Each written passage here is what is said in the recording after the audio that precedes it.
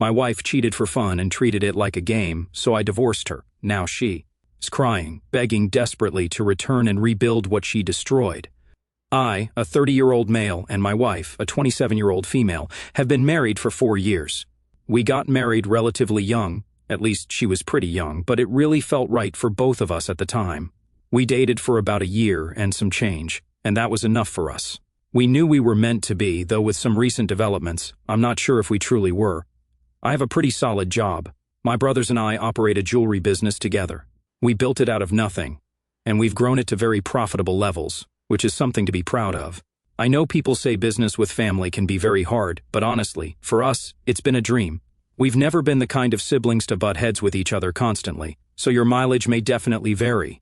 On the other hand, my wife opened a cute cafe where people could come to get pastries, drink coffee, and read books. She's always been big on books, and is one of those people who proudly makes reading her personality. Those people annoyed the crap out of me before I met her, but yeah, I'm a hypocrite. Bite me. To be honest, I was pretty enthralled with the idea because I was trying to support her, so I did her favors by helping her pay the rent on the place she's using for the cafe. It's pretty expensive, because it's in a swankier part of town, but the business is getting profitable, at least without rent to worry about, and that was enough to put a smile on my face. Now, I think that's the background you need. Here's where the actual story starts. I can't remember exactly when, but I think it was about March, when she came to me to tell me about this new man who showed up at the cafe. According to her, he was very handsome. I was a secure person, and I found that the two of us could objectively talk about someone's attractiveness without it becoming a big issue. However, there was something different about the way she kept going on about this guy. Supposedly, he seemed like the kind of masculine hero she reads about and the kind of smut women like to read. Yes, she's into those kinds of books too, as all book talk type women seem to be, and I'll never get it because it seems to be the cheesiest form of romance that gets them going. Anyway, she went on for a bit about this guy before it ended, but I will admit that the words she chose when she spoke about him were almost like how she would talk about the cold Russian hitman who fell for some woman in the laundry room of their apartment building. No, I didn't make that up. That's from an actual book she finds interesting. That was it for the day, but she let me know that he came in the next day, and they spoke at length. According to her, he was from Serbia and used to work as a car dealer, but he decided to come to the United States in search of a better life. It was taking him some time to get back on his feet and get his bearings, but he was looking for work at dealerships nearby, because that was the work he knew how to do best. I learned in about 10 minutes that he was tall, blonde, handsome, dressed well, and obviously spoke with an accent. Apparently, he loved to read books set in the Wild West, and was a big fan of fantasy like The Lord of the Rings. She always tells me a lot about her cafe's patrons, so it's not like this was out of the ordinary, but once again, there was really flowery verbiage at play, and it seemed like she was almost fetishizing him in a way. At a point, he wasn't novel to her anymore, so she stopped talking about him at length, but it felt a lot better to me knowing that he didn't seem to be worthy of long spiels every evening any longer. Hell, I even popped into her cafe one afternoon to bring her lunch, and I saw a guy sitting in the corner who fit the exact description. I was 100% sure it was him, and admittedly, he was a handsome guy. His name was Ivan, according to her. Now, it's about at this point that things start to get a bit wild. There was a night when she got back home, and she had a goofy smile on her face, so I asked her what was up. She said Ivan had walked her home, and they had talked a lot about books on the way back.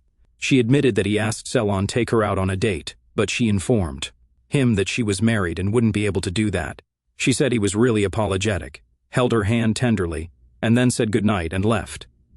I remember asking her why that made her smile so widely, and her response was, "It's like something out of a book." I won't lie, that part pissed me off, because it was like she was romanticizing every single interaction she was having with Ivan. I knew that because he was a patron of her cafe, there was no way they wouldn't keep interacting on almost a daily basis. I didn't want to seem insecure, and she could have decided to tell him that she didn't have a man, so again, I felt there was no need to talk about things despite the fact that I felt some kind of way about it. It was just my feelings I had to get over, right?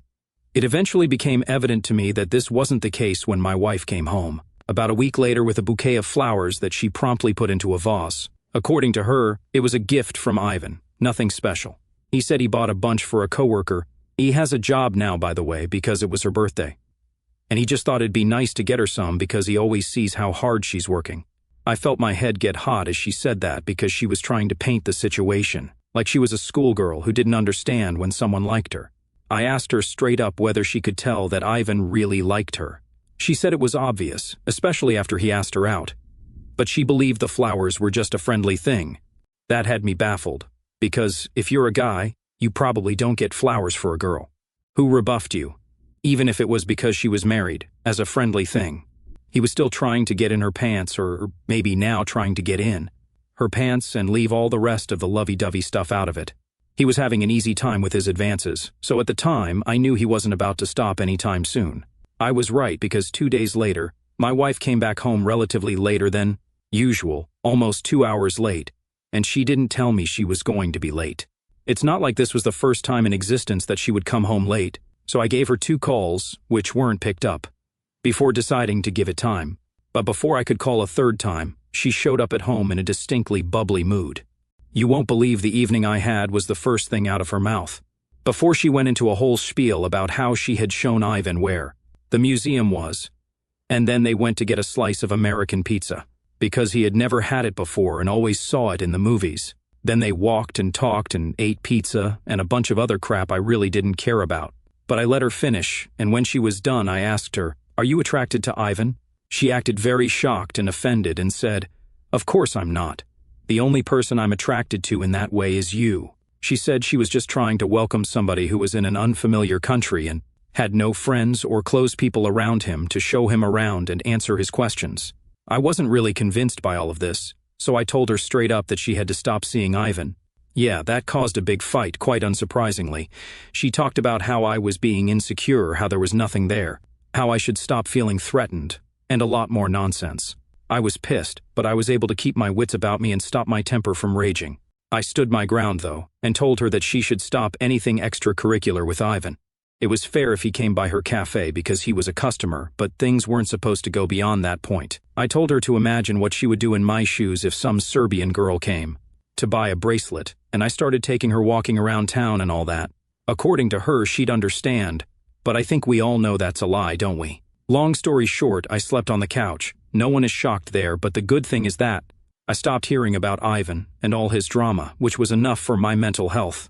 Again, I knew that she would be interacting with him at her cafe, but there was only so much that could happen there, and it seemed pretty sure that nothing was going on because she was heading back home at the regular time each night, which was good by me.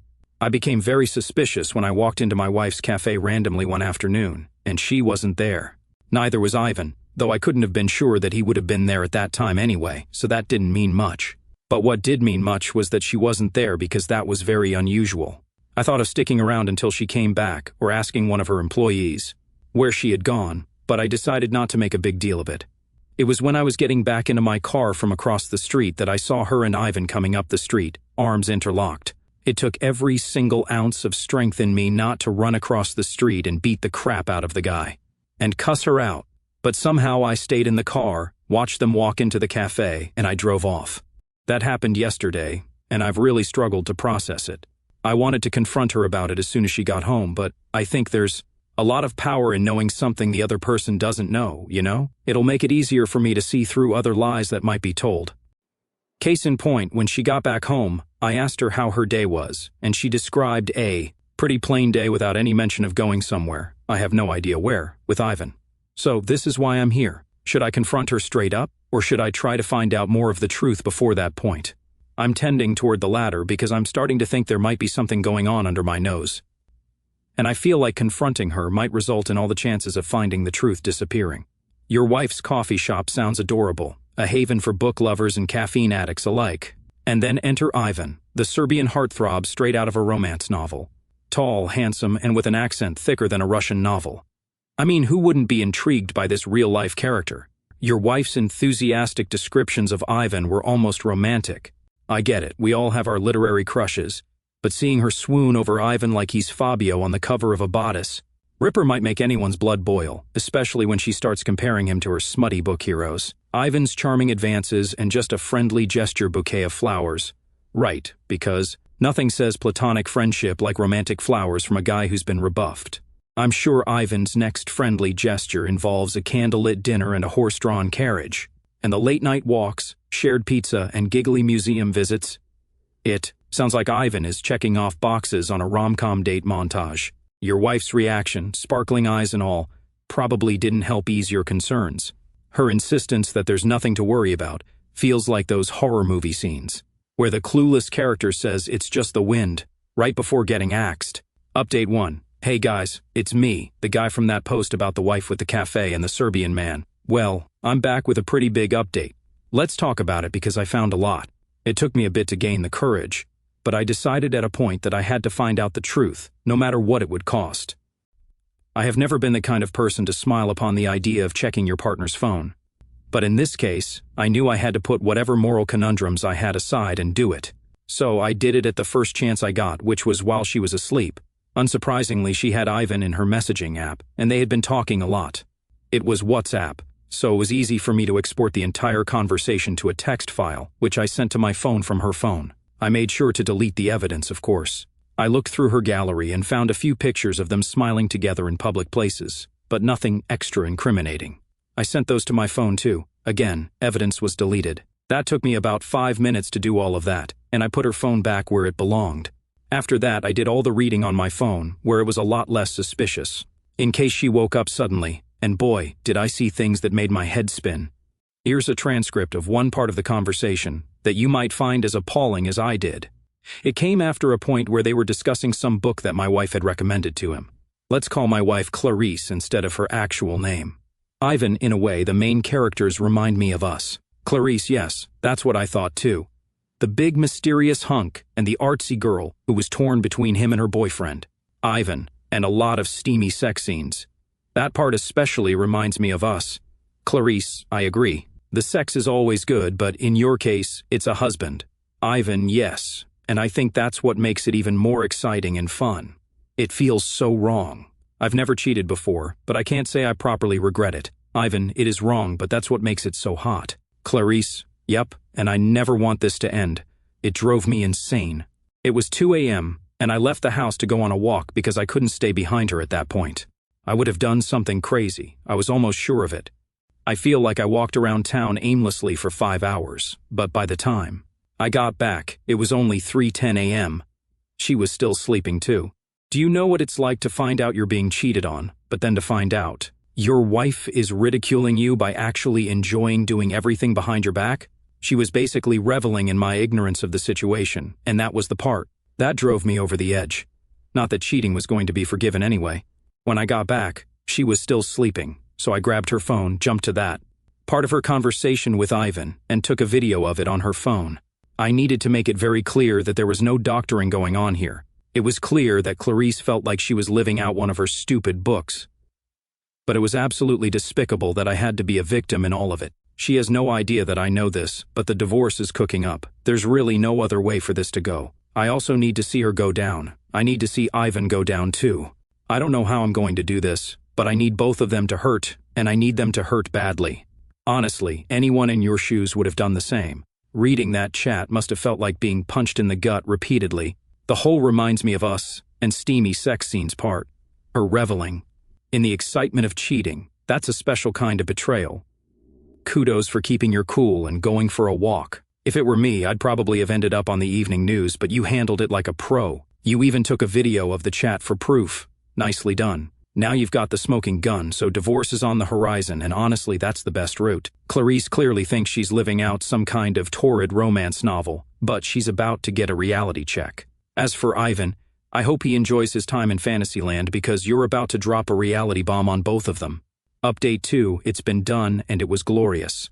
This is the final saga of the Serbian man Ivan, and the book-loving, treacherous, cheating wife Clarice. In this whole thing, they had no idea they should have been a lot more worried about me than they were. Let me rush through the boring parts of the story.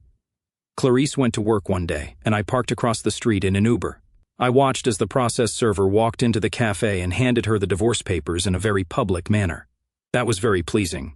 After that, we drove off. I went to work, had a great day, and there wasn't a single message or missed call from Clarice by the end, which was very pleasing to me. She knew she had been found out, and there wasn't anything begging was going to do. At least, that's how I saw it. Well, that night, she came back crying rivers, snot pouring out of her nose. She looked like an absolute wreck. Honestly, I felt a twinge of sadness seeing her like that. Blame it on the fragments of love that were left, but it didn't last long. She kept asking, what did I do wrong? Was it Ivan? Was it Ivan?